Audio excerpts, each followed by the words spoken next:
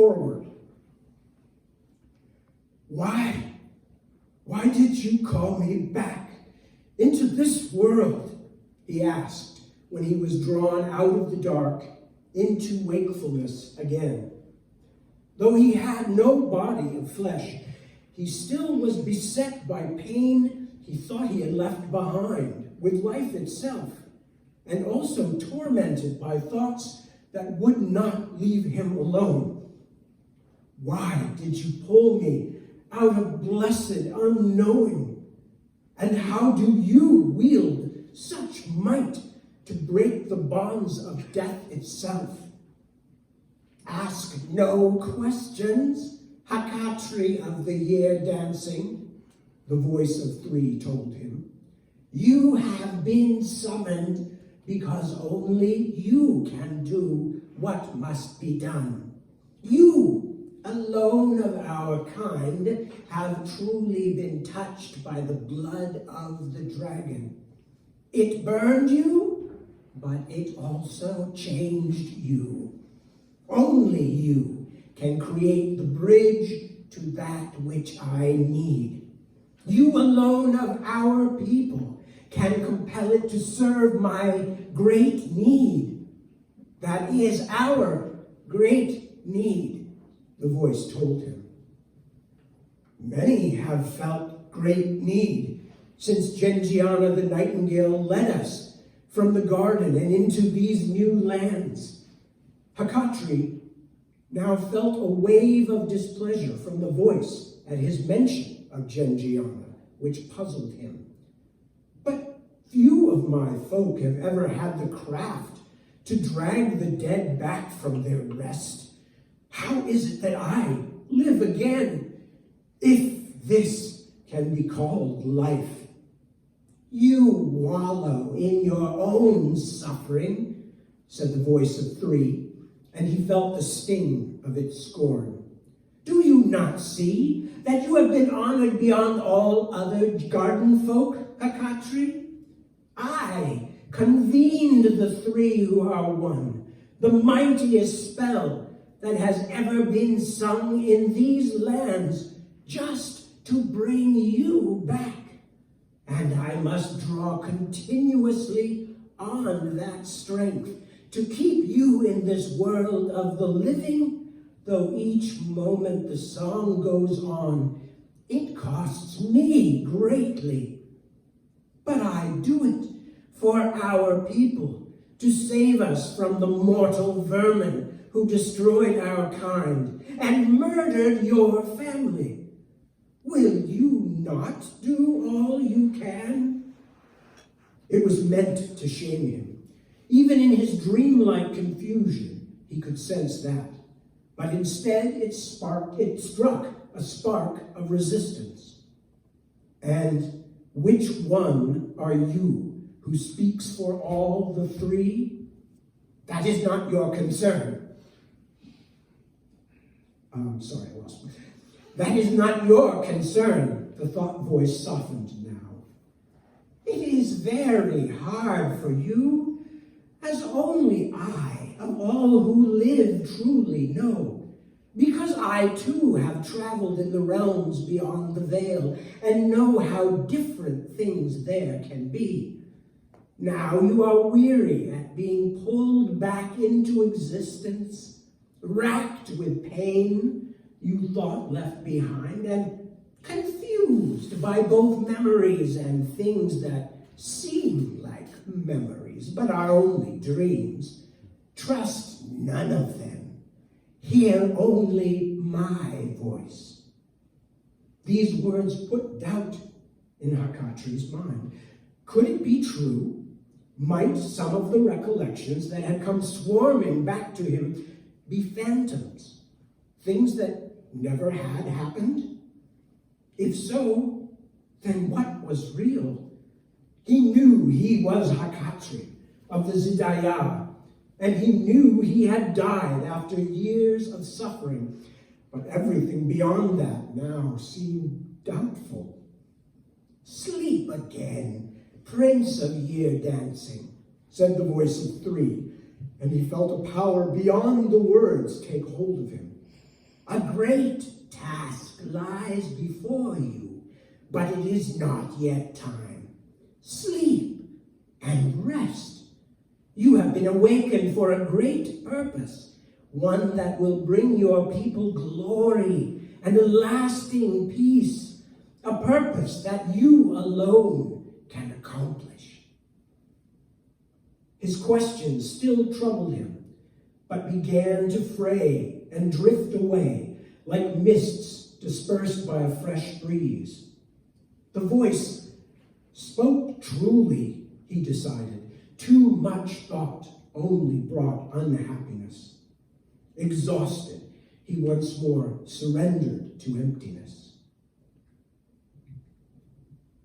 Again, he drifted up into wakefulness, but this time he could not discern what had aroused him.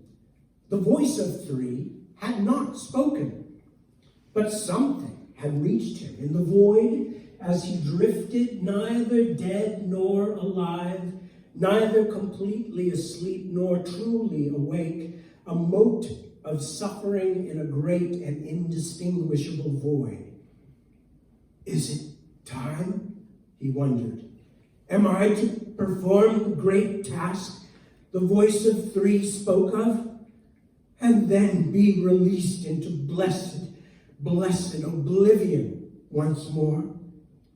Because something had summoned him. He knew that to be true, though he could not say how or why he knew it. He tried to search outside himself for what had reached him, but the senses that had fed him in life were now being starved. In the darkness of the sarcophagus in which he slept, sight meant nothing, and the heavy navigator's helmet of bronze, crystal, and golden wires denied him sound and scent as well. But even in death, he could remember what it was like to feel. Even during the agonizing misery of his life's final days, as his ship sailed pointlessly on, and he writhed helplessly in his berth, he had still been able to smell rock roses, rosemary, and the sweet tang of sea buckthorn drifting to him from the nearby coast. Consumed by his pain, then, he had barely noticed their scents. But now that he was sealed away in the navigator's armor, like a tomb offering in an ancient stoppered jar, he remembered and yearned to feed those senses once more. Something had awakened him. He knew, and though anything but insensibility brought him back to terrible pain, suffering was Hakatri's old and familiar companion, and it could not keep him from wanting to feel again. So, deep in his dark prison, he struggled now to find what had awakened him. After a period of searching the emptiness, he found it again. At last, a faint but ordered throbbing. Something he knew he had never felt before, though it also seemed oddly familiar. Rising, then falling, it had the form and cadence of music. Music? He wondered. Could the dead hear music? Hakatri had grown used to floating in darkness and silence, except for the occasional intrusion of the voice of three. In the brief moments that the voice had brought him out into the world of the living, he had perceived what lay beyond his prisoning armor as a madness of unrecognizable forms and dim flashes. But now his attention was caught, and Hakatri felt himself truly awake for the first time since he had been dragged back into this strange afterlife. And something in him resonated to the music's distant strains, even longed to join with it. But in his prisoning sarcophagus, it seemed he could only yearn toward it, as a man dying of thirst might ache at the sound of falling water he could not reach. What is out there? beyond my prison. I must know. This was an entirely new thought. Where does the music come from? Am I the only one who can feel its call? Driven by an urge he had not felt in so long he could not identify it, he reached out and tried to form a perception of the life and movement outside of his unbodied self. As he narrowed his thought, he could even begin to separate these presences into individual clusters. Each one, he realized, must represent some kind of living thing. Many such presences were gathered around him, some moving, some still. Excited by this newfound freedom, Hakatri let his thoughts continue drifting outward, out beyond the living creatures clustered around him. As his awareness expanded, he began to perceive little eddies of thought. From these shades, let me read that again. As his awareness expanded, he began to perceive little eddies of thought from these shades. But the thoughts were small, little more than the rote performances of life among the living. Could such small, insignificant things as these have brought me back from the place I was? No, their presences are too small. They must be the living servants of the voice of three. But something other than these shadows had caught at him, had sparked his dreamy interest, and now that he had sensed it, he clutched at it tightly. At first only dimly, as he might once have walked toward a river for some time before recognizing its murmur. But as he fixed his attention on the distant, inexplicable music, he could sense it was something more powerful than anything else around him, even the voice of three. And it sang, separate and unique from anything else in the dark obscurity of Hakatri's surroundings. It sang. And in some way, the song found a resonance in Hakatri himself, as if the armor that held him captive somehow also heard the song and even rang in sympathy with its slow, complicated music in matching, chiming tones. An unexpected resonance he could feel in his very being. For the first time, the sheath of crystal and gold in which he was prisoned was bringing something to him, instead of merely sealing him away from life. As he fixed his thoughts on the music, he could hear the inexplicable song more and more clearly. He could feel the song, and it called to him. Hakatri summoned his strength, determined to follow the mysterious song. He had no body, though, so it was not the play of muscles and bone he fought to accomplish, but a thing much stranger, the pure hardening of will. Moving his nerveless, fleshless body, and thus moving its casing of armor, was a matter of cold calculation, of decision after complicated decision. He lifted the gauntlets that should have had hands inside and formed them in the shape that hands would make. When the glove's empty fingers finally spread, he pushed upward on the sarcophagus lid with the force that a body would have given him. At first, nothing happened, and Hakatri despaired. He could not even be certain whether his hands and arms had moved at all.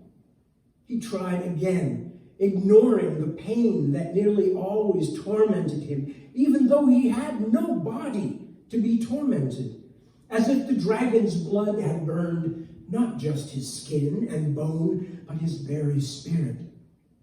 Then he narrowed his will until he became nothing except an upward force, and at last the lid tilted and an angled beam of light played across the scratched crystal of his helmet's eye holes. The weak glow was only the shadowed interior of his wagon, but it felt as redemptive as sunrise.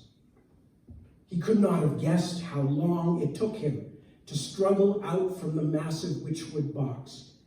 His armored movements were grotesquely slow and difficult, but the lure of the mysterious song had now supplanted all else. It seemed to promise to return everything he had lost: senses, understanding, even his freedom. It called, and slowly, agonizingly, Hakatri shambled out of the wagon and into the blindingly bright starlit night to answer that call.